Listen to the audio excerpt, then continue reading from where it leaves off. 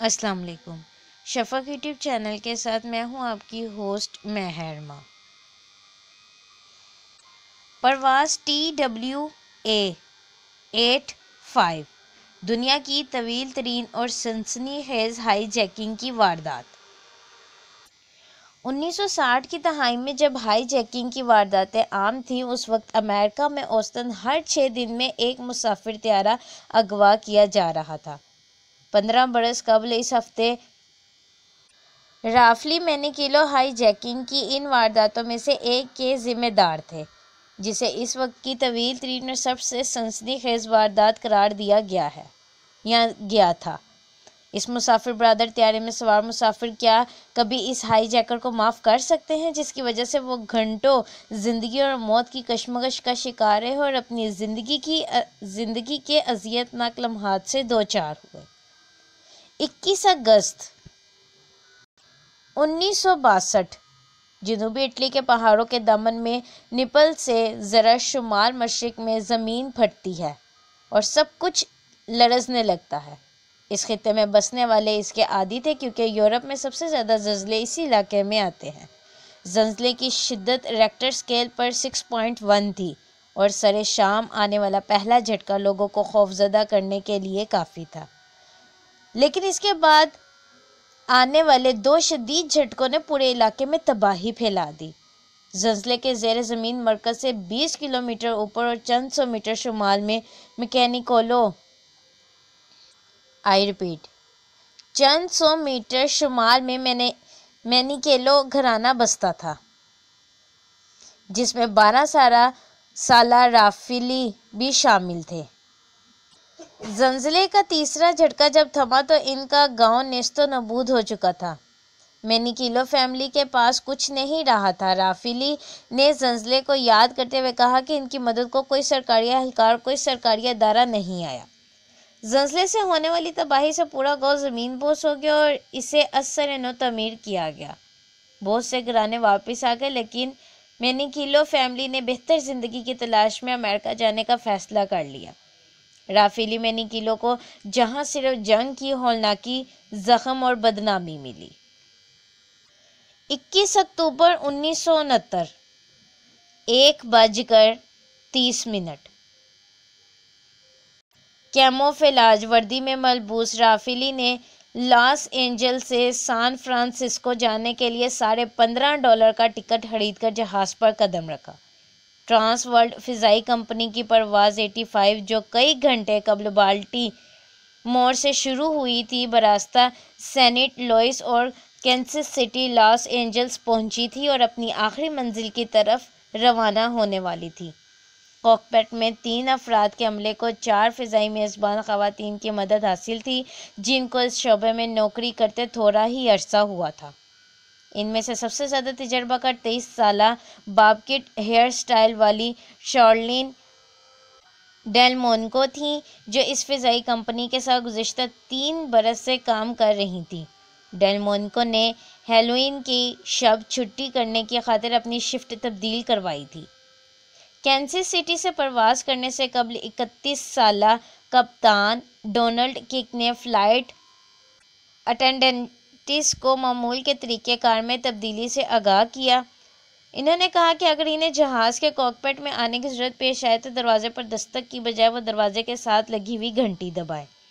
جہاز رات گئے لاس اینجلس پہنچا، جہاں مسافر اتر گئے اور کچھ سان فرانسسکو جانے کے لیے مختصر پرواز پر سوار ہوئے۔ جہاز پر موجود خوابدہ مسافروں کی سہولت کے پیش نظر جہاز کی روشنیوں کو مدھم رکھا گیا تھا۔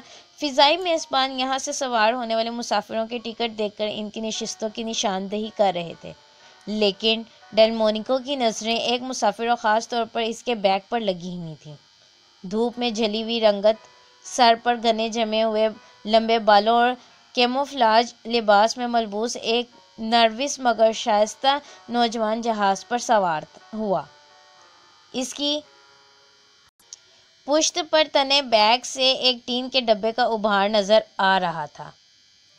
ڈیل مونیکو فرسٹ کلاس کی طرف گئیں، جہاں ان کی ساتھی تانیا نواکوف اور روبرٹا جانسس مسافروں کو ان کی نشستوں تک پہنچانے میں مدد کر رہی تھیں۔ ڈیلمونکو نے اپنی ساتھی فضائی میزبانوں سے دریافت کیا کہ اس نوجوان کے بیگ میں وہ ڈبہ کیسا تھا۔ انہیں جواب ملا کہ وہ مچھلی پکڑنے کی راڈ تھیں، اور یہ جان کر وہ مطمئن ہو گئے اور جہاز کے عقبی حصے کی طرف لوٹ گئیں۔ جہاز پر معمول سے کم رش تھا، صرف 40 مسافر جہاز پر موجود تھے اور ہر ایک کو پیر پھیلا کر سونے کی جگہ میسر تھی۔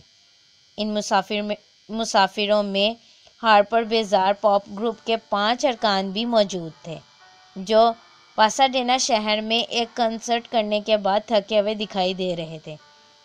ان کے ایک گانا مشہور ہوئے 2 سال ہو گئے تھے، لیکن شہرت کی بلندیوں کو پہنچنے میں اس گروپ کا بھی چند اور سال درکار تھے۔ اس گروپ کے گلوکار اور گٹار بجانے والے ڈک اسکوپیڈون اور ڈرمر جان پیٹرسن بائیں طرف والی نشستوں پر بیٹھے تھے، سگریٹ کے کش لگا رہے تھے۔ جمعہ 31 اکتوبر کو رات کے 1:30 بجے TWA کی پرواز 85 لاس اینجلس سے سان فرانسسکو کے لیے روانہ ہوئی۔ پرواز کے 15 منٹ بعد جہاز کو اغوا کر لیا گیا۔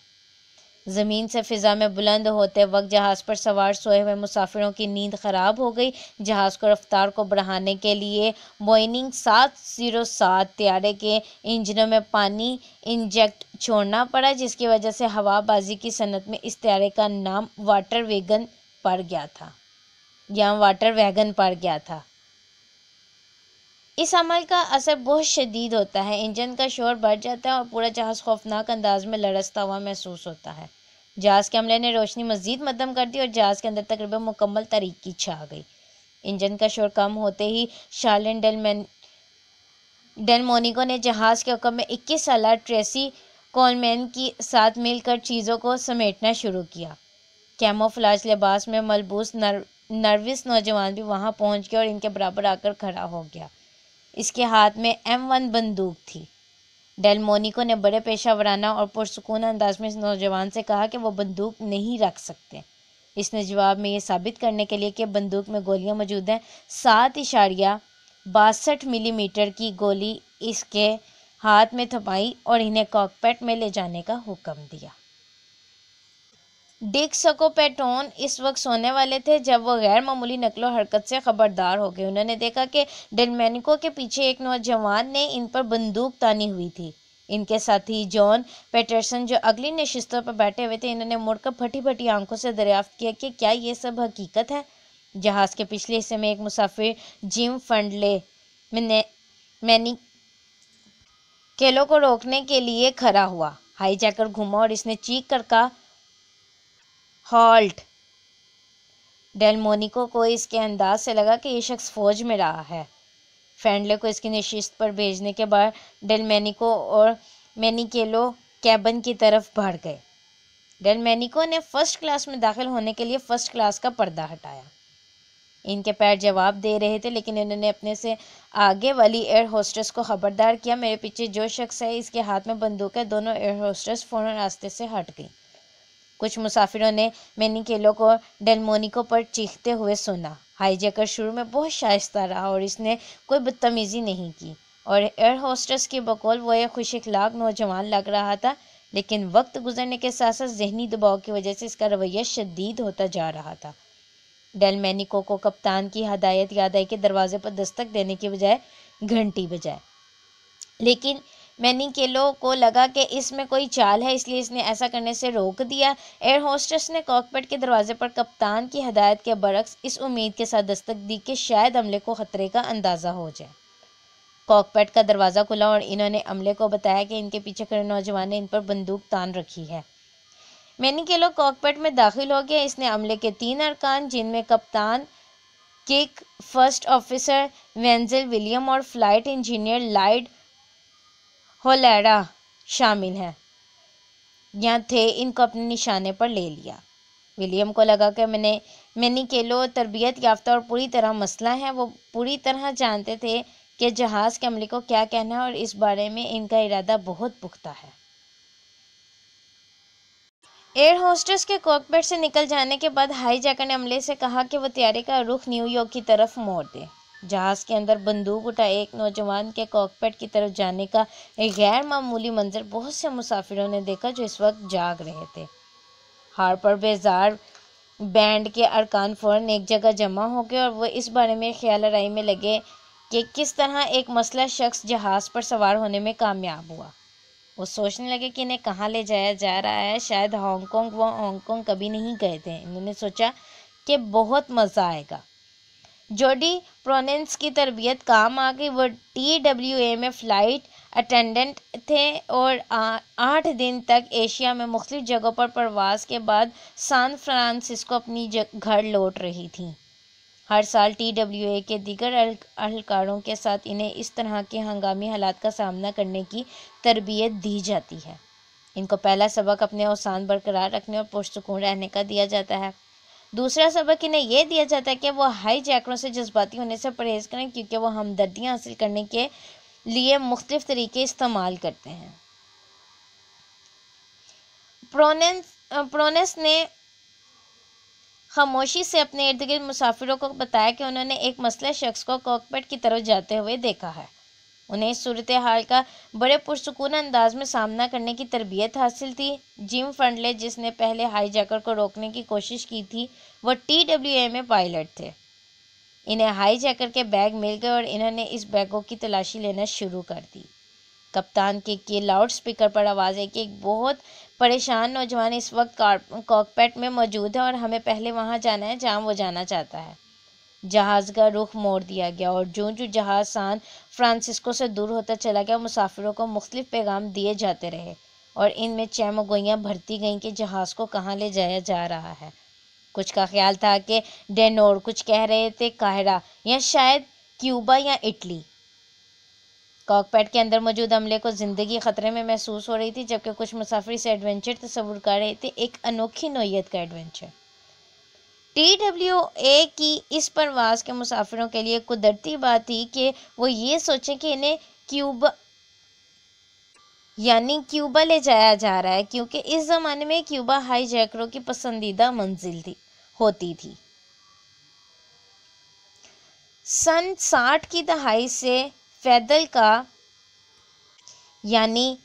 کاسترو کے انقلاب کے بعد بہت سے نوجوان امریکہ سے دل برداشتہ ہو کر یا کمیونسٹ نظام سے متاثر ہو کر کیوبا کا رخ کر چکے تھے یا کرتے تھے۔ امریکی فضائی کمپنیاں کیوبا نہیں چاہتی تھی، ہائی جیکنگ کے ذریعے لوگ یہاں پہنچنا چاہتے تھے۔ امریکہ سے آنے والے ہائی جیکروں کو پناہ دے کر کاسترو ایک طرف تو اپنے دشمن کو شرمندہ کرنا چاہتے تھے اور دوسری طرف وہ جہاز کو واپس کرنے کا معاوضہ بھی طلب کرتے تھے۔ سن 1961 میں 3 مہینوں میں ہائی جیکنگ کی کئی وارداتیں ہوئیں۔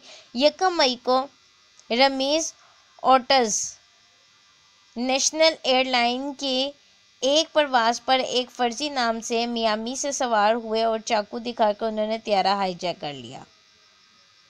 انہوں نے طیارے کو کیوبا لے جانے کا مطالبہ کیا، جہاں وہ کاسترو کو خبردار کرنا چاہتے تھے کہ انہیں قتل کرنے کی سازش تیار کی جا رہی ہے، جو ان کی اپنے ہی ذہن کی اختراع تھی۔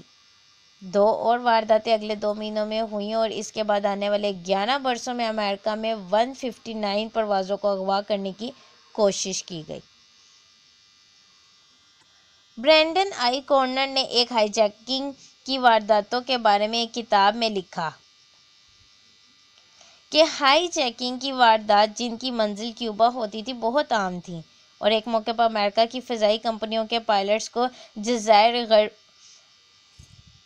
غرب الہند کے نقشے اور ہسپانوی زبانیں بھی لکھے ہوئے ہدایت نامے بھی جاری کیے جانے لگے تھے کہ کہیں انہیں غیر متوقع طور پر جانا نہ پڑ جائے۔ کیوبا اور فلوریڈا کے ایئر ٹریفک کنٹرولر کے درمیان براہ راست فون لائن بھی لگا دی گئی۔ یہاں تک تجویز دی گئی کہ فلوریڈا میں ہوانا کی طرح کی ایک ہوائی اڈہ بنایا جائے تاکہ ہائی جیکروں کو لگے کہ وہ کیوبا پہنچ گئے ہیں۔ امریکی ہوائی اڈوں پر ناکافی سیکیورٹی ہائی جیکنگ کی وارداتوں کی بڑی وجہ تھی۔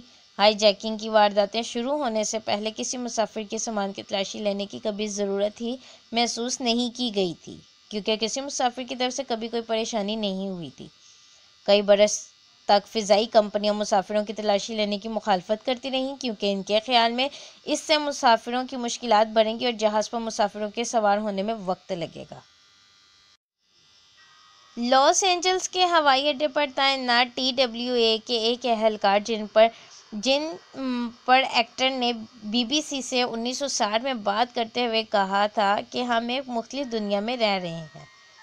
جہازوں کو تباہ کرنے کی وارداتیں پیش نہیں آئی تھیں۔ مسافر جہازوں کو اغوا کر کے صرف کیوبا جانا چاہتے تھے اور وہ جہاز کو تباہ کرنے کی کوشش نہیں کرتے تھے۔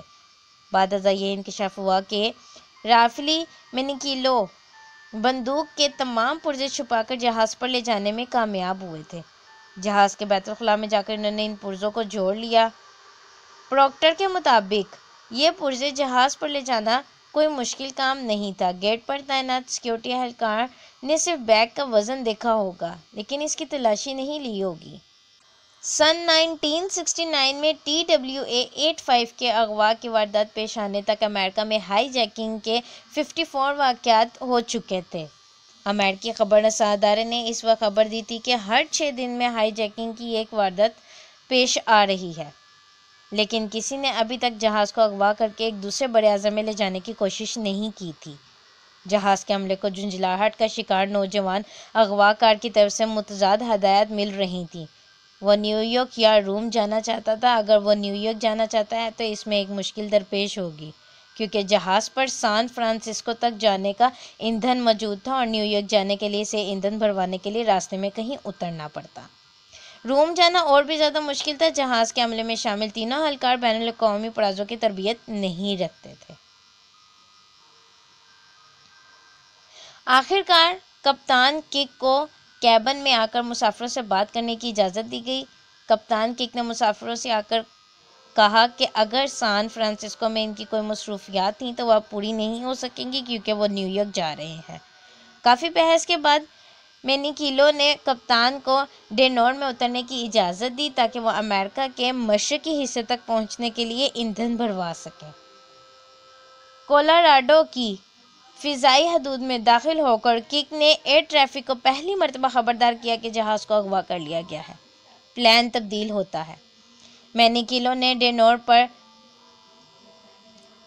39 مسافروں کو جہاز سے اترنے کی اجازت دے دی لیکن انہوں نے ایک فضائی میزبان کی جہاز پر رکنے پر اصرار کیا۔ یہ بحث ہونے لگی کہ کون جہاز پر رکے گا۔ ہائی جیکر کی خواہش تھی کہ ڈیلمونکو جہاز پر رکیں۔ جہاز کے کپتان کا خیال تھا کہ روبرٹا جونسس رکیں جنہیں وہ دیگر 3 ایئر ہوسٹس کے مقابلے میں قریب سے جانتے تھے۔ ڈیلمونکو نے مسافروں کے کوائف درج کرنا شروع کیے تو ان کی ساتھی ٹریسی کولمین کاکپٹ میں عملے کو کافی دینے کے لیے گئیں۔ کاکپٹ سے نکلنے کے بعد انہوں نے کہا کہ میں جہاز کے ساتھ جاؤں گی۔ کولمین کا بوائے فرینڈ نیویارک میں رہتا تھا اور وہ اس سے ملنے کے لیے نیویارک جانا چاہتی تھی، لیکن ڈیلمونکو کو یقین تھا کہ نیویارک اغوا کار کی آخری منزل نہیں ہوگی۔ انہوں نے کولمین سے کہا کہ تمہیں نیویارک میں اترنے کا موقع نہیں ملے گا۔ ڈیلمونکو نے کہا کہ اگر یہ نیویارک میں اترا تو اسے فوراً گرفتار کر لیا جائے گا، وہ وہاں نہیں رکے گا۔ اگر وہ نیویارک میں باہر نکلا تو گرفتار ہو جائے گا، وہ کہیں اور جائے گا، میں نہیں جانتی کہاں لیکن وہ کہیں اور جائے گا۔ کولمین نے ہائی جیکنگ کے بعد ایک انٹرویو میں کہا کہ وہ جانتی تھی کہ کیا چیز داؤ پر لگی تھی۔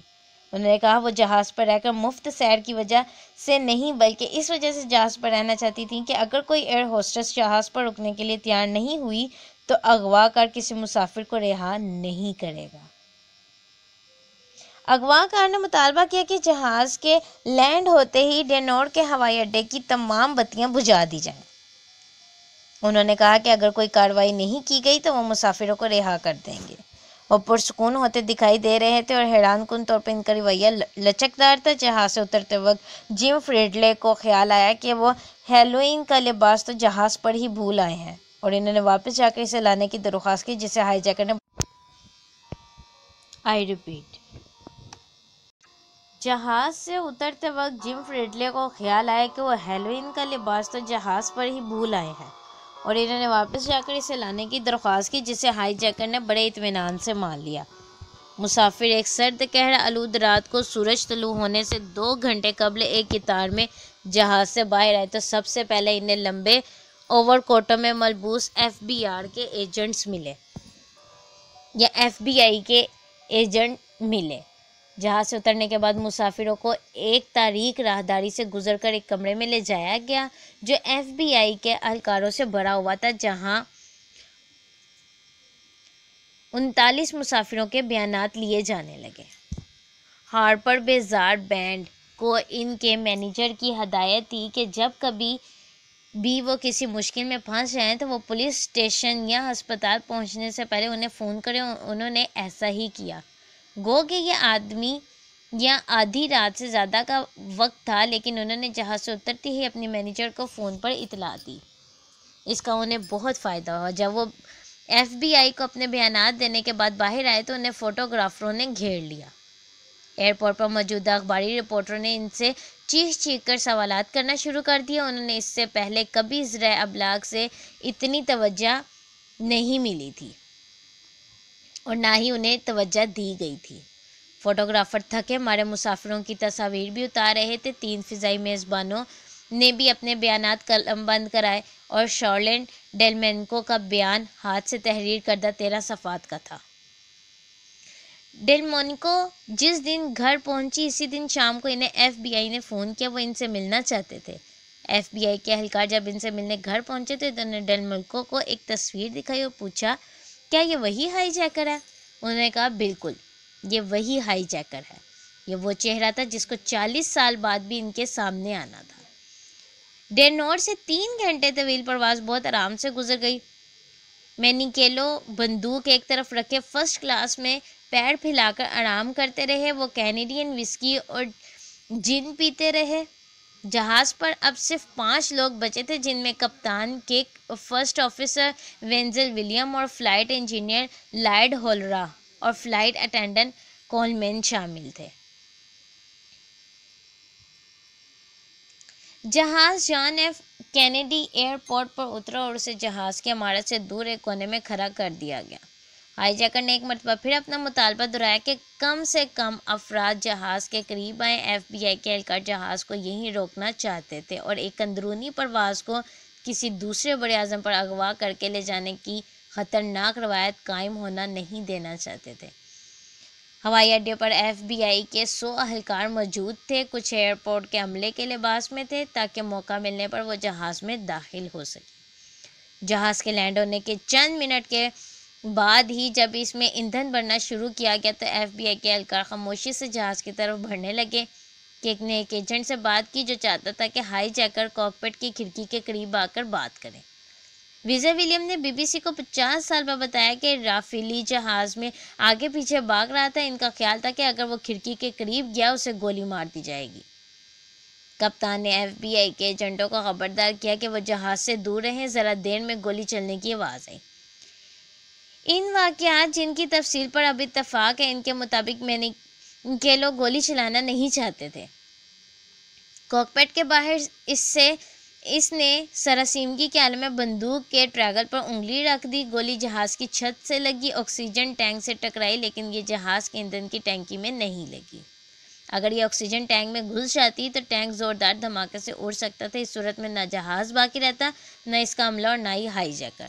گو کہ گولی حادثاتی طور پر چل گئی تھی، لیکن پھر بھی جہاز کا عملہ خوفزدہ ہو گیا۔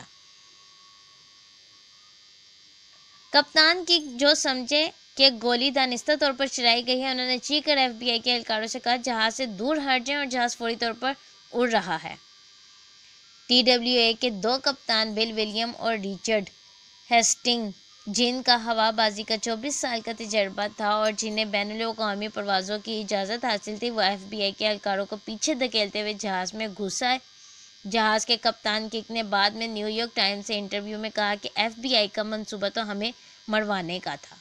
انہوں نے کہا کہ وہ 6 گھنٹے اس لڑکے کے ساتھ رہنے کے بعد اس نتیجے پر پہنچے کہ وہ ایک مستقل مزاج اور ہوشیار نوجوان ہے، اور ان احمقوں نے غیر ذمہ داری کا ثبوت دیتے ہوئے اس سے نپٹنے کے بارے میں اپنا ذہن بنا لیا، اور جو معلومات اور اعتماد ہم نے 6 گھنٹے میں حاصل کیا تھا اس کی بالکل پرواہ نہیں کی۔ 2 نئے آنے والے پائلٹس نے جہاز کو سنبھال لیا۔ مینیکیلو نے ہر ایک کو سر پر ہاتھ رکھ کر کھڑے رہنے کا کہا۔ جہاز بغیر اتنا ایندھن بھرے کہ اسے روم لے جایا جا سکے پرواز کر گیا۔ جہاز کے پرواز کرنے کے بعد 20 منٹ بعد ماحول میں کشیدگی کم ہوئی اور کک اغوا کار کو یہ باور کرانے میں کامیاب ہو گئے کینیڈی ایئر پورٹ پر جو کچھ ہوا اس کے وہ ذمہ دار نہیں تھے۔ کینیڈی ایئرپورٹ پر پیش آنے والی صورتحال کی وجہ سے جہاز میں ایندھن نہیں بھروایا جا سکا، لہٰذا جہاز کے پرواز کرنے کے 1 گھنٹے بعد یہ امریکہ کے شمالی مشرقی کونے میں بینگور مین میں اترا، جہاں اس پر ضرورت کے مطابق ایندھن بھروایا گیا تاکہ یہ بحر اوقیانوس عبور کر کے یورپ پہنچ سکے۔ اس وقت سپہر ہو چکی تھی اور ہائی جیکنگ کی واردات کی خبر تمام ذرائع ابلاغ پر آ چکی تھی۔ بنگور کا ہوائی اڈہ اخباری نمائندوں اور فوٹوگرافروں سے بھرا ہوا تھا۔ 75 کے قریب پولیس اہلکار اس کوشش میں لگے ہوئے تھے کہ فوٹوگرافروں اور رپورٹروں کو جہاز سے محفوظ فاصلے پر رکھا جائے، کہیں یہ نہ ہو کہ ہائی جیکر خوفزدہ ہو کر کوئی حرکت کر دیں۔ ہزاروں کی تعداد میں عام شہری بھی اس ہوائی جہاز کو دیکھنے کے لیے ایئرپورٹ کی طرف چل پڑے، لیکن پولیس نے انہیں ایئرپورٹ سے نصف میل دور روک لیا۔ جہاز سے ہائی جیکر نے دیکھ لیا کہ 2 افراد ایک قریبی عمارت سے جھانک رہے ہیں۔ کک نے ویڈیو پر کنٹرول ٹاور سے ان افراد کو فوراً ہٹانے کا کہا۔ انہوں نے کہا کہ ہائی جیکر کہہ رہا ہے کہ اگر ان افراد کو نہیں ہٹایا گیا تو وہ عمارت پر فائرنگ شروع کر دے گا۔ یہ دونوں افراد فوری طور پر غائب ہو گئے۔ جہاز نے جب بین الاقوامی فضائی حدود کی طرف بڑھنا شروع کیا تو جہاز پر موجود لوگوں میں اعتماد بڑھنے لگا۔ عملے کے افراد ہائی جیکر کو مطمئن رکھنے کی کوشش میں تھے، لیکن اندر سے وہ اپنی زندگیوں کے بارے میں خوف کا شکار تھے۔ 2 نئے کپتانوں کے آنے سے کپتان کک کو موقع مل گیا کہ وہ اغوا کار کے ساتھ بیٹھ کر گپ شپ کر سکے۔ کک نے انہیں امریکہ فضائی میں ایئر ٹریفک کنٹرول کی حیثیت سے گزرے ہوئے اپنے دنوں کو یاد کیا۔ اس دوران ہائی جیکر کی بندوق ان کے درمیان پڑی رہی، لیکن کسی بھی موقع پر جہاز کے عملے نے اس کو اٹھانے کی کوشش نہیں کی کہ کہیں کوئی گڑبڑ نہ ہو جائے۔ مینی کیلو کپتان کک سے بار بار یہ پوچھتے رہے کہ کیا وہ شادی شدہ ہیں۔ انہیں بعد میں نیو یارک ٹائمز کے ذریعے کے ساتھ اپنے ایک انٹرویو میں بتایا کہ وہ کنوارے تھے، لیکن اس کے باوجود انہوں نے ہائی جیکر سے کہا کہ وہ شادی شدہ ہیں۔ انہوں نے کہا کہ شادی شدہ شخص کو کوئی بھی مارتے ہوئے سوچے گا، جبکہ اس کے مقابلے میں کنوارے آدمی کو ہلاک کرتے ہوئے اسے زیادہ افسوس نہیں ہوگا۔ ہائی جیکر نے کپتان کک سے یہ سوال کیا کہ ان کے کتنے بچے ہیں، جس پر کپتان نے کہا 1۔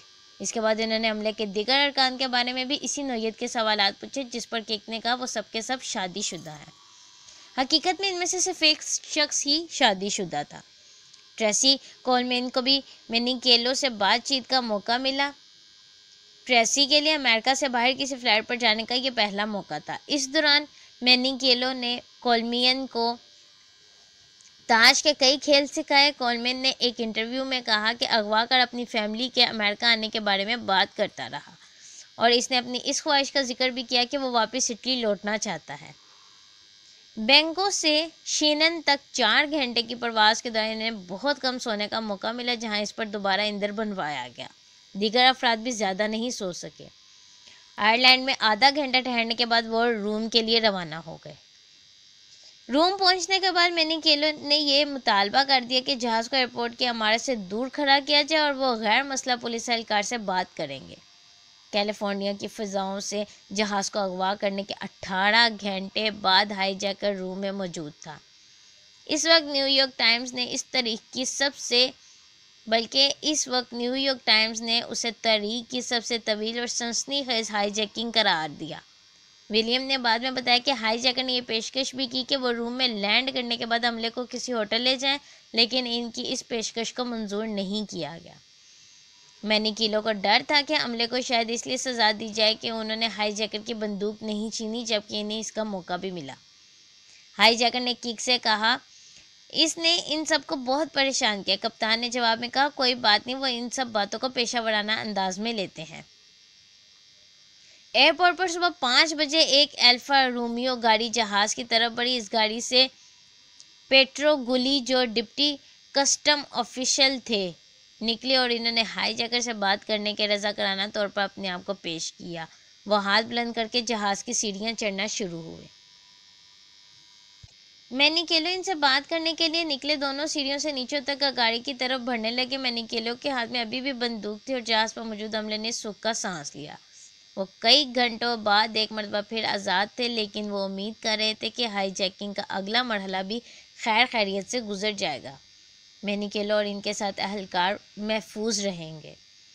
لاس اینجلس، ڈینورڈ، نیو یارک، بنگور، شینن اور روم کے بعد ہائی جیکر نے اپنے نئے مغوی سے کہا کہ انہیں نیپلز لے جایا جائے۔ مینیکیلو نے پیترو سے کہا کہ وہ گھر جانا چاہتے ہیں۔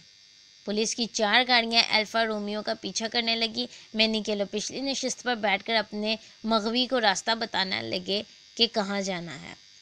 روم سے 6 میل دور ایک دیہی علاقے میں پیچھے آنے والی پولیس کی گاڑیوں کا جھانسا دے کر الفا رومیو سڑکوں سے گزر کر ایک بند گلی میں رک گئی۔ دونوں افراد گاڑی سے اتر گئے۔ ہائی جیکر اپنے آپ کو بند گلی میں پا کر گھبراہٹ میں بھاگ کھڑے ہوئے۔ لاس اینجلس سے روانہ ہونے کے 23 گھنٹے بعد مینیکیلو کا سفر اپنے اختتام کو پہنچ گیا۔ روم کے مضافات میں پہاڑوں میں جاسوس کتوں اور ہیلی کاپٹر کی مدد سے 5 گھنٹے تک جاری رہنے والی پولیس کی تلاش کے بعد ہائی جیکر ایک پادری کے پاس پائے گئے۔ ہفتہ 1 نومبر، آل سینٹ ڈے پر سینچوری آف ڈوائن لو کا چرچ لوگوں سے کھچا کھچ بھرا ہوا تھا۔ خوش لباس لوگوں کے اس اجتماع میں ایک نوجوان نکر اور بنیان پہنے الگ ہی نظر آ رہا تھا۔ مینیکیلو نے اپنی فوجی وردی اور بندوق پھینک کر چرچ میں پناہ لے لی تھی۔ ان کا چہرہ اب جانا پہچانا چہرہ تھا اور چرچ کے وائس ریکٹر ڈون پاسکیول سیلا نے انہیں پہچان لیا۔ چرچ کے باہر جب مینیکیلو کو پولیس نے گھیر لیا تو انہوں نے حیرانی کا اظہار کرتے ہوئے کہا کہ میرے لوگ آپ موجود کیوں گرفتار کرنا چاہتے ہیں، بلکہ آپ مجھے کیوں گرفتار کرنا چاہتے ہیں؟ روم کے ایک پولیس اسٹیشن میں چند گھنٹے تفتیش کے بعد انہوں نے اسی لہجے میں نامہ نگاروں سے بات کی۔ ان کے ہاتھوں میں ہتھکڑیاں نہیں تھیں۔ ایک رپورٹر نے ان سے پوچھا کہ آپ نے طیارہ کیوں اغوا کیا؟ انہوں نے جواب میں سوال دہراتے ہوئے کہا، میں نے یہ کیوں کیا؟ ایک اور رپورٹر نے ان سے جب جہاز کے بارے میں پوچھا تو انہوں نے کہا کہ کون سا جہاز؟ انہوں نے حیرانی کا اظہار کرتے ہوئے کہ آپ کس جہاز کی بات کر رہے ہیں؟ لیکن ایک اور انٹرویو میں انہوں نے جہاز اغوا کرنے کی وجہ بتائی۔ مینیکیلو کی گرفتاری کی خبر جب دنیا میں پھیلی تو اس وقت اوٹس ٹرینر کیلیفورنیا کی فوجی بیڑکوں میں ناشتہ کر رہے تھے۔ اس فوجی میس کے ایک کونے میں رکھے ٹی وی پر ہائی جیکنگ اور روم میں ہائی جیکر کی پولیس کارروائیوں کی خبر تفصیل سے چل رہی تھی۔ اس کے بعد ٹی وی پر رافیلی کی تصویر آنا شروع ہوئی۔ ٹرینر نے بعد میں بی بی سی کو بتایا کہ وہ یہ خبر سن کر ہکا بکا رہ گیا۔ وہ ویتنام جنگ میں ایک ہی پلٹن میں تھے اور قریبی دوست بن گئے تھے۔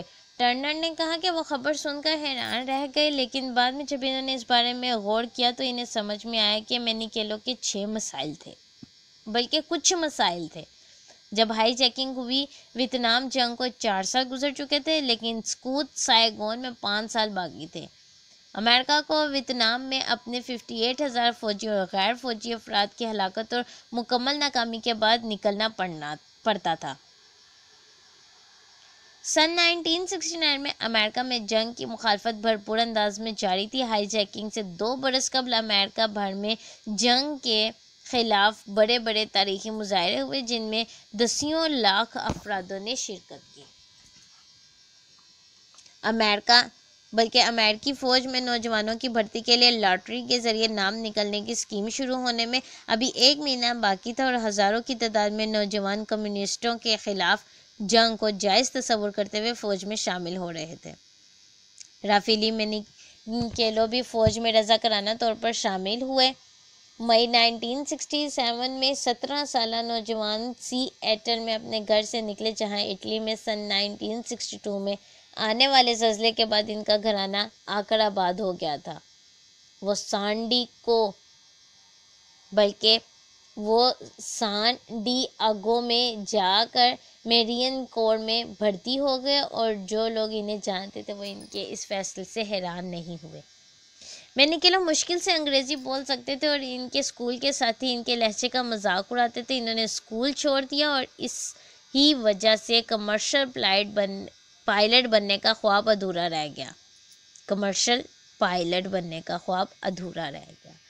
وہ اپنے اختیار کردہ ملک پر فخر کرتے تھے اور اس کے لیے جنگ میں جانے کو بھی تیار تھے۔ انہیں امید تھی کہ انہیں امریکہ کی مکمل شہرت حاصل ہو جائے گی۔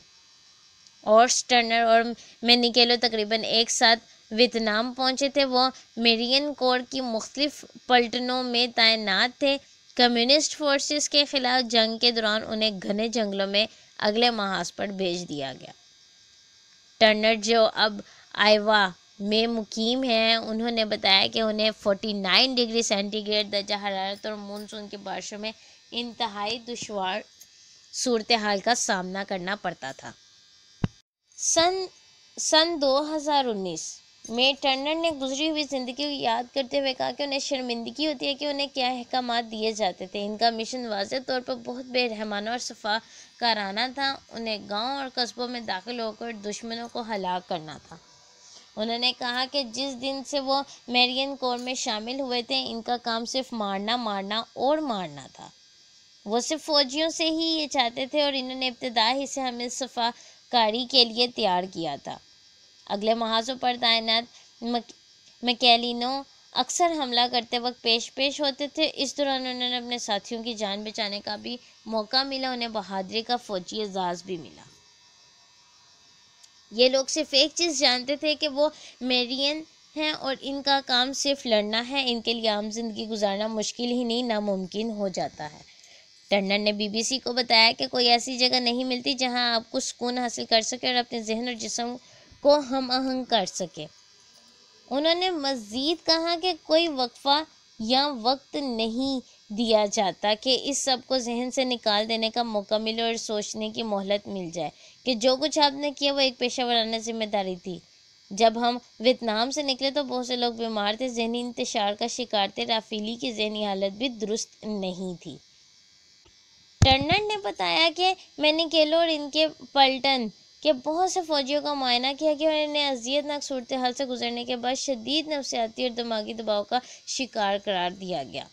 سابق فوجیوں کے امریکی ادارے کے اندازے کے مطابق ویتنام میں تعینات رہنے والے فوجیوں میں سے تقریباً 30% یعنی 8 لاکھ سے زیادہ اپنی زندگی کے کسی نہ کسی مرحلے پر نفسیاتی اور ذہنی پیچیدگیوں کا شکار ہوئے۔ سن 2008 میں مینیکیلو کے بھی اس ذہنی دباؤ کا شکار ہونے کی تشخیص ہوئی۔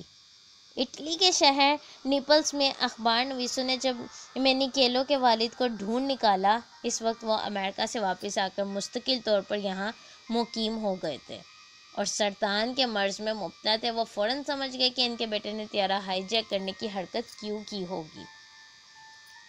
انہوں نے کہا کہ جنگ کی تباہ کاری اور صدمے نے اس کے ذہن پر اثر ڈالا ہوگا۔ لیوگی مینیکیلو نے کہا کہ اس سے پہلے وہ بالکل ذہنی طور پر متوازن شخص تھے۔ انہوں نے کہا کہ اگلی مرتبہ جب وہ اس سے ملیں گے تو ان کے کان کے نیچے ایک لگائیں گے۔ ہائی جیکنگ کے بعد ایک اور وجہ جلدی سامنے آ گئی۔ ویتنام میں تعیناتی کے دوران مینیکیلو پیسے جمع کر رہے تھے۔ انہوں نے ویتنام میں $800 جمع کیے اور امریکائی اکاؤنٹ میں منتقل کر دیے۔ لیکن جب وہ کیلیفورنیا میں کیمپ پینڈلٹن پہنچے تو انہیں معلوم ہوا کہ ان کے اکاؤنٹ میں صرف $600 ہے۔ یہ رقم بستر مرگ پر پڑے والد کی عیادت کرنے کے لیے اٹلی تک کے سفر کے لیے کافی نہیں تھی۔ مینیکیلو نے اپنے افسروں سے اس تشویش کا اظہار کیا اور یہ اصرار کیا کہ انہیں $200 فراہم کیے جائیں۔ ان کے افسروں نے ان کی بات پر کان نہیں دھرا اور ان کی شکایت کو رد کر دیا۔ اپنے افسروں کے رویے سے دل برداشتہ ہو کر انہوں نے بڑے بھونڈے انداز میں خود ہی اس کا حل نکالنے کی کوشش کی۔ ایک رات فوجی اڈے کے اندر ایک سٹور میں انہوں نے نقب لگائی۔ بدقسمتی سے انہوں نے بیئر کی 8 بوتلیں پی لی اور نشے کی حالت میں سٹور کے اندر ہی سو گئے۔ اگلی صبح انہیں گرفتار کر لیا گیا۔ جہاز اغوا کرنے کے ایک دن بعد انہیں چوری کے جرم میں کورٹ مارشل کے لیے ایک فوجی عدالت کے سامنے پیش ہونا تھا۔ جنگ کے دوران ایک چینی ساخت کی بندوق جو وار ٹرافی کے طور پر درج تھی، اسے اٹھا کر وہ لاس اینجلس چلے گئے۔ تمام منفی باتوں کے باوجود مینیکیلو اٹلی میں ایک ہیرو بن گئے۔ اٹلی میں عوام کی نظروں میں انہیں ایک ایسے خوش شکل نوجوان کے طور پر دیکھا جانے لگا جو وطن واپس لوٹنے کے لیے کچھ بھی کر سکتا تھا۔ گرفتاری کے بعد ان پر اٹلی میں مقدمہ چلایا گیا، جہاں حکام ان کی گرفتاری کے وقت سے انہیں امریکی حکام کے حوالے کرنے کے مخالف تھے۔ اگر انہیں امریکہ جلا وطن کر دیا جاتا تو ان کو موت کی سزا بھی سنائی جا سکتی تھی۔ اٹلی میں مقدمے کے دوران مینیکیلو کے وکیل نے انہیں ایک ایسے معصوم نوجوان کے طور پر پیش کیا جو ایک غیر اخلاقی بیرونی جنگ کا نشانہ بن گئے۔ انہوں نے اجراء کرتے ہوئے کہا کہ انہیں یقین ہے کہ اس نوجوان کے جرم کا فیصلہ کرتے ہوئے اٹلی کے جج اس بات کو ذہن میں رکھیں گے کہ کس طرح غریب کسان گھرانے کا ایک نوجوان جنگ کی بھیڑ چڑھ گیا۔ ان پر صرف اٹلی کی فضائی حدود میں ہونے والی جرم کی سزا پر 7.5 سال قید کی سزا سنائی گئی۔ سزا کے خلاف اپیل میں ان کی قید کی مدت کم کر دی گئی اور وہ 1 مئی سن 1971 کو رہا ہو گئے۔ بھورے رنگ کا سوٹ پہنے 21 برس کا نوجوان جب کوئن آف ہیون نامی جیل سے رہا ہوا تو اس کا استقبال کرنے کے لیے بہت بڑی تعداد میں لوگ اور ذرائع ابلاغ کے نمائندوں کی ایک فوج موجود تھی۔ اتنی بڑی تعداد میں لوگوں اور فوٹوگرافروں کو دیکھ کر یہ نوجوان پریشان سا ہو گیا، لیکن وہ رپورٹروں کی طرف سے پوچھے گئے سوالات کا جواب دینے کے لیے رکا۔ جو کچھ آپ نے کیا اس پر آپ شرمندہ ہیں؟ انہوں نے مسکراتے ہوئے کہا کہ انہیں کیوں شرمندہ ہونا چاہیے۔ اس کے بعد ان کی زندگی میں کئی منصوبے ناکام ہوئے۔ کئی سال تک یہ افواہیں بھی گردش کرتی رہیں کہ جان ریمبو کا کردار بھی مینیکیلو سے متاثر ہو کر لکھا گیا تھا۔ ریمبو کو اعزاز یافتہ فوجی ہونے کے باوجود معاشرے نے قبول نہیں کیا یا معدم زندگی گزارنے میں ناکام رہا، لیکن جس شخص نے ریمبو کا کردار تخلیق کیا تھا اس نے کبھی اس بات کا اعتراف نہیں کیا کہ انہیں مینیکیلو سے متاثر ہو کر ریمبو کا کردار تخلیق کیا ہے۔ جیل سے رہائی پانے کے بعد مینیکیلو روم میں ایک شراب خانے میں نوکری کرتے رہے۔ انہوں نے شراب خانے کے مالک کی لڑکی شینزیا سے شادی کر لی جس سے ان کا ایک بیٹا ہوا۔ ایک مرحلے پر انہوں نے ایک پیزا ریسٹورینٹ کھولا جس کا نام انہوں نے ہائی جیکنگ رکھا۔ سن 1962 میں جس زلزلے میں مینیکیلو فیملی کا گاؤں تباہ ہو گیا وہ تو صرف ایک پیش خیمہ تھا۔ 18 سال بعد جنوبی اٹلی میں 6.9 شدت کا ایک زلزلہ آیا اور اس کا محور سن 1962 کے زلزلے سے صرف 20 میل دور تھا۔ گزشتہ 70 برس میں اٹلی میں آنے والا یہ شدید ترین زلزلہ تھا اور اس نے وسیع پیمانے پر تباہی پھیلائی۔ اس زلزلے میں 4,500 لوگ ہلاک ہوئے، 20,000 گھر مسمار ہو گئے۔ زلزلے کے بعد فوری طور پر بہت بڑی تعداد میں لوگ اس خطے میں پہنچ گئے، متاثرہ افراد کو مدد فراہم کرنا شروع کر دی۔ ان میں رافیلی مینیکیلو بھی شامل تھے اور پیش بھی۔ اس وقت وہ 31 برس کے تھے اور روم میں مقیم تھے۔ زلزلے کی تباہی کی خبر سن کر وہ رہ نہیں سکے اور 300 میل کا سفر کر کے لوگوں کی مدد کرنے ارپینیا پہنچ گئے۔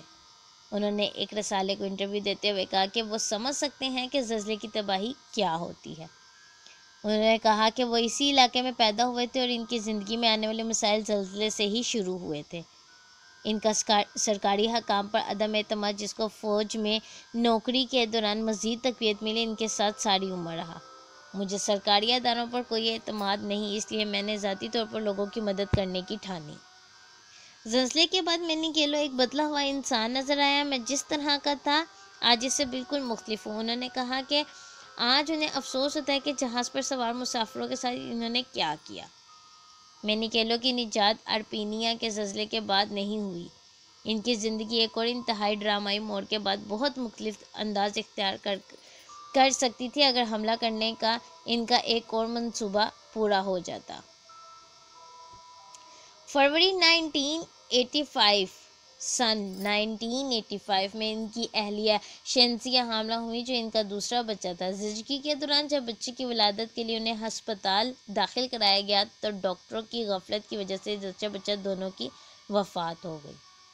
مینیکیلو جو پہلے ہی حکام سے بدظن تھا ان کا غصہ اور بڑھ گیا۔ انہوں نے روم کے قریب ہونے والی ایک بین الاقوامی طبی کانفرنس کو نشانہ بنا کر اپنے ساتھ پیش آنے والے واقعات کی طرف دنیا کی توجہ مبذول کرانا چاہتے تھے۔ انہوں نے کسی واقف کے ذریعے اسلحہ حاصل کیا جسے وہ حملے میں استعمال کرنا چاہتے تھے۔ مینیکیلو جب وہ یہ منصوبہ بنا رہے تھے تو ان کی دوستی ایک ساتھی ٹونی سے ہو گئی۔ ٹونی نے انہیں بائبل انجیل مقدس پڑھنے کی ترغیب دی اور انہیں اس آیت پڑھ کر سنانا شروع کر دی۔ مینیکیلو انجیل بہت دھیان سے سنتے تھے اور پھر انہوں نے خدا کے لیے اپنی زندگی وقف کرنے کا فیصلہ کر لیا۔ انہوں نے طبی کانفرنس پر حملہ کرنے کا منصوبہ بھی منسوخ کر دیا۔ مینیکیلو نے ہائی جیکنگ کے بعد سن 1999 میں پہلی مرتبہ امریکہ جانے کا ارادہ کیا۔ انہیں اسی سال یہ معلوم ہوا تھا کہ ہائی جیکنگ کے جرم میں ان کے خلاف کوئی فوجداری مقدمہ درج نہیں، لہذا کورٹ مارشل سے فرار ہونے کے نتائج اب انہیں بھگتنا تھے۔ کورٹ مارشل سے فرار ہونے کی وجہ سے انہیں فوج سے باعزت برطرف نہیں کیا گیا۔ ان کے سابق مرین کمانڈر نے ان کی وکالت کرنے کی بہت کوشش کی تاکہ ان کو باعزت طور پر فوج سے برخاست کر دیا جائے، لیکن ان کی یہ کوششیں باور ثابت نہیں ہوئی۔ ان کے ساتھ فوج میں مداخلت بلکہ ان کے ساتھ فوج میں خدمات انجام دینے والے سابق میرین اوٹس ٹرنر نے بی بی سی کو بتایا کہ رافیلی ایک اعزاز یافتہ اور اچھے فوجی تھے۔ انہوں نے کہا کہ وہ ایک ایسے فوجی تھے جو ہمیشہ اپنے آپ کو اگلی صفوں میں ملے تھے اور ہر مہم میں رضاکارانہ طور پر شامل ہونے کے لیے تیار رہتے تھے۔ انہوں نے کہا کہ ویتنام میں انہوں نے جو کچھ اس ملک کے لیے کیا، کم ہی لوگ ان کی برابری کر سکتے ہیں۔ ان کے سابق پلٹن جب ان کی سزا معاف کرانے کی کوشش کر رہی تھی، انہوں نے فلائٹ TW-85 کے مسافروں کو تلاش کرنے میں مدد کی درخواست کی۔ 8 اگست 2009 آئی ریپیٹ 8 اگست 2009 سن 2009 کے موسم گرما میں شارلین ڈیلمونی کو 35 برس فضائی کمپنی میں ملازمت کرنے کے بعد 8 سال پہلے ریٹائر ہو چکی تھیں۔ 2001 میں ان کی ریٹائرمنٹ کے 1 سال کے اندر ہی TWA فضائی کمپنی کنگال ہونے کے بعد ختم ہو گئی تھی اور اسے امریکی ایئرلائن نے خرید لیا تھا۔ اچانک ڈیمونیکو کو ایک دعوت نامہ موصول ہوا۔ کیا وہ اس شخص سے ملنا پسند کریں گی جس نے ان پر بندوق کے زور پر یرغمال بنا لیا تھا؟ یہ دعوت نامہ اوٹس ٹرنر اور ان کی میرین پلٹن کے دیگر ارکان کی طرف سے بھیجا گیا تھا۔ ٹرنر کا کہنا تھا کہ یہ خیر کچھ عجیب سا لگ رہا تھا۔ انہوں نے کہا کہ وہ اس پر سوچتے رہے اور پھر اس نتیجے پر پہنچے کہ کوشش کرنے میں کیا حرج ہے۔ پہلے تو بہت حیران ہوئی۔ ہائی جیکنگ نے ان کی زندگی پر بہت گہرا اثر چھوڑا تھا اور اس کا رخ ہی موڑ دیا تھا۔ ویسے شخص سے کیوں ملیں جس نے انہیں بندوق کے زور پر یرغمال بنا لیا تھا؟ لیکن اس کے بعد ایک مذہبی شخصیت ہونے کے ناطے ان کا رد عمل بدل گیا۔ انہوں نے بی بی سی کو بتایا کہ وہ پہلے تو بہت حیران ہوئی اور انہوں نے بہت عجیب سا محسوس کیا۔ پھر انہوں نے سوچا کہ مذہب انہیں معاف کرنے کا سبق دیتا ہے، لیکن انہیں یہ سمجھ نہیں آ رہا تھا کہ وہ کس طرح اس شخص سے ملیں گی۔ اگست 2009 میں ڈیلمونی کو 150 میل کا سفر طے کر کے میزوری میں برینسن پہنچے، جہاں مینیکیلو کی سابق میرین پلٹن نے اپنے پرانے ساتھیوں سے ملنے کے لیے ایک تقریب کا اہتمام کیا ہوا تھا۔ ان کی وہاں ملاقات وینزل ولیم سے ہوئی، جو اس پرواز پر فرسٹ آفیسر تھے اور اس کے علاوہ واحد آدمی تھے جو مینیکیلو سے ملنے پر تیار ہوئے۔ کپتان کک نے ہائی جیکر سے ملنے سے انکار کر دیا، جس کا مینیکیلو کو بہت دکھ ہوا، کیونکہ ان کے خیال میں سفر کے دوران ان کی کک سے جو گفتگو ہوئی تھی وہ بہت خوشگوار اور دوستانہ ماحول میں ہوئی تھی۔ کیلرین ہوٹل کے ایک ہال میں ولیم اور ڈیلمونی کو ایک گول میز کے گرد مینیکیلو کے علاوہ دوسرے سابق میرین کے ساتھ بیٹھے تھے۔ ان سابق فوجیوں نے ان کے سامنے ایک خطرہ کا جس میں اس ملاقات کا مقصد بیان کیا گیا تھا۔ مینیکیلو کے لیے ہمدردی کے جذبے سے واضح ہو رہا تھا کہ یہ شخص اس کا حق رکھتا ہے۔ کچھ دیر بعد مینیکیلو اندر داخل ہوئے اور ایک نشست پر بیٹھ گئے۔ ماحول تھوڑی دیر بہت سنجیدہ رہا۔ جب مینیکیلو سے سوالات کا سلسلہ شروع ہوا کہ انہوں نے ایسا کیوں کیا، ماحول کا بھاری پن ختم ہوتا چلا گیا اور ان میں قربت بڑھنے لگی۔ مینیکیلو ولیم کو ایک مختلف شخص نظر آئے۔ وہ ہائی جیکنگ کے بارے میں یاد کرتے ہوئے شرمندہ نظر آئے اور ان کی شرمندگی اور ندامت بناوٹی نہیں تھی۔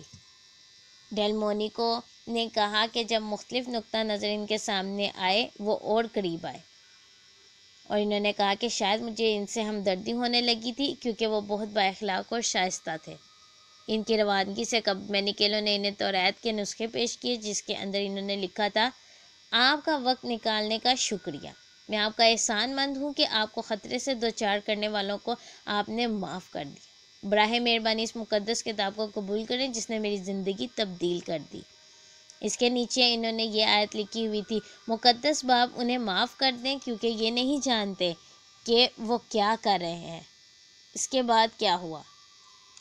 رافیلی مینیکیلو کی زندگی واشنگٹن اور اٹلی میں گزرنے لگی۔ ان کی سابق پلٹن ابھی بھی ان کی باعزت برطرفی کے لیے کوشش کر رہی تھی۔ اگست میں انہوں نے صدر ڈونلڈ ٹرمپ کو کئی خط لکھے کہ مینیکیلو کی سزا کو معاف کر دیا جائے۔ جب تک ان کی باعزت برطرفی کا فیصلہ نہیں ہوتا، انہیں دماغی اور نفسیاتی دباؤ کا سرکاری خرچے پر علاج نہیں ہو سکتا اور انہیں باقی تمام سہولیات بھی نہیں مل سکتی۔ انہوں نے اس مضمون کے لیے تفصیلی انٹرویو دینے سے انکار کر دیا کیونکہ انہوں نے اپنی زندگی کی کہانی پر فلم بنانے کا ایک کانٹریکٹ کر لیا ہے۔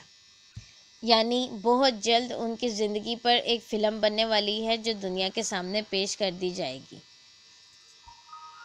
یہ تھی سب سے طویل ترین ہائی جیکنگ کی کہانی۔ اس طرح کی مزید وارداتوں کے بارے میں سننے کے لیے شفق یوٹیوب چینل کو لائک اور سبسکرائب کرنا مت بھولیں۔ شکریہ۔